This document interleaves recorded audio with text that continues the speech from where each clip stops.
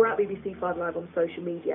Let's talk about this with Jessica Joelle Alexander, who's a Danish parenting expert and the author of The Danish Way of Parenting. Jessica, hello. Hello. Sanjay Mozaria runs Little Darling Childcare Nursery in Harrow. Sanjay, hi to you. Hello, good evening. Hi. Katie Beck is mum to a 5.5-month-old little boy, currently negotiating childcare options so she can go back to work. Hi, Katie.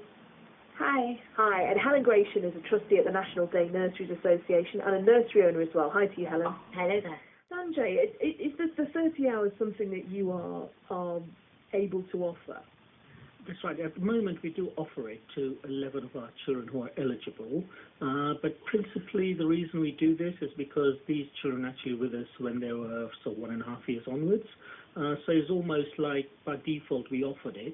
But the funding rate is actually a challenge for us, and therefore what we have done in our setting is we charge for lunch as an optional extra.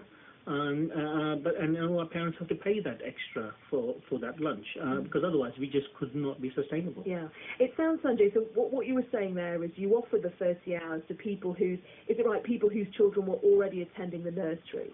That's correct, yes. And if we had a new child, new parent who wants to put their child on the 30 hours, we would have to consider it very seriously. And the reason is because of this funding level. That's the first thing. And the second thing is that all these children that have been with us are there for 5 days a week. And therefore, effectively, we also get a little bit of cross-subsidy, if you like, from the days that they are with us, which are obviously the non-funded element of the day.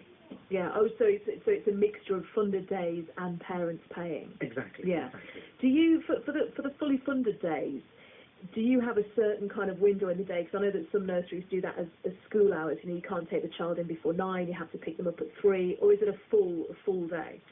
We are a home-based nursery, so we are actually very, very unique. There's probably well less than 1% of nurseries in the UK that are home-based. So actually, our home is our nursery.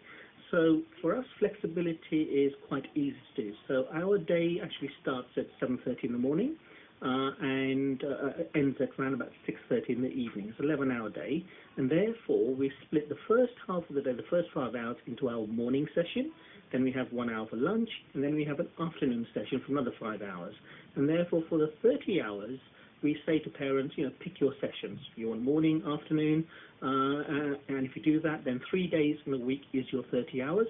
The other 2 days are your paid hours that you pay normally. And how much are the parents who pay for their children who don't have the 30 hours, how much are they subsidising the ones who do financially?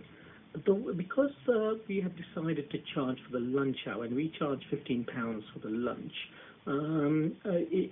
there isn't much cross-subsidy because, we don't like parents who are not eligible for the funding to cross-subsidise those that are. Yeah. That's just blatantly unfair. £15. So actually, £15 is not just the food that you're charging for there. It's the time, presumably. Well, let's be very honest here and transparent, as we have been with our parents.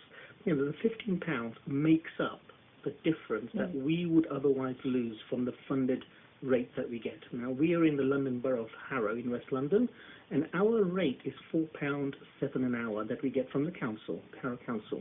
Our costs are around about £6 an hour. So that difference we make up by charging £15 for the lunch. And you call it lunch. That makes sense. Sanjay, I wonder, it says there providers can choose, and they're saying that that's always been the case, but do you get people ringing up with the expectation that they can call you and they can get 30 hours of free childcare? Absolutely, of course they do. And, this is just blatantly absurd by the government. It's the analogy I use is if I go into a restaurant and order a meal, and then the waiter says, oh, by the way, you need to pay extra for your knives and forks. I mean, how absurd is that, When a parent leaves a child with us, they expect them to be fed and watered, and they expect their nappies to be changed. They expect the consumables to be done. And if you go to the park, they don't expect me to charge them £1 to go to the park. The government needs to get real. It's not free.